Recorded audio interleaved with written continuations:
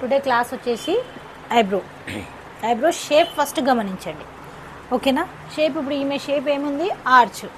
ఈ ఆర్చ్ ఎక్కడుంది, ఈ షేపు.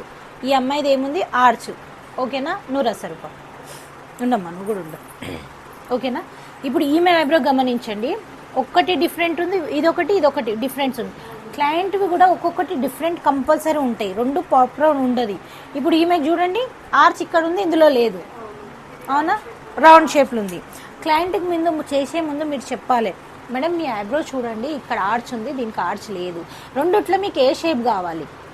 క్లయింట్ అన్నది అనుకో, లేదమ్మా ఏ షేప్ని డిస్టర్బ్ చేయకు అన్నప్పుడు ఓన్లీ ఎక్స్ట్రాస్ మాత్రమే తీయాలి.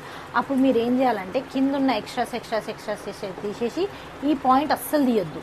ఈ పాయింట్ తీసేసినాం అనుకో రౌండ్ అయిపోతుంది. ఈ పాయింట్ కనుక మీరు ఎప్పుడన్నా తీసి ఇక్కడ ఒక్క హెయిర్ ఉన్న అది పాయింట్ షేప్ అనేది బాగా ఇష్టం ఒక్కొక్క క్లయింట్కి, దాన్ని డిస్టర్బ్ చేయొద్దు. ఆ క్లయింట్ వచ్చానది అనుకో, నాకు ఎక్స్ట్రాస్ హెయిర్ ఇవ్వమా, లోపలికి వెళ్ళకు అన్నప్పుడు ఈ ఎక్స్ట్రా హెయిర్ మాత్రమే రిమూవ్ చేయండి మీరు. అర్థమైందా.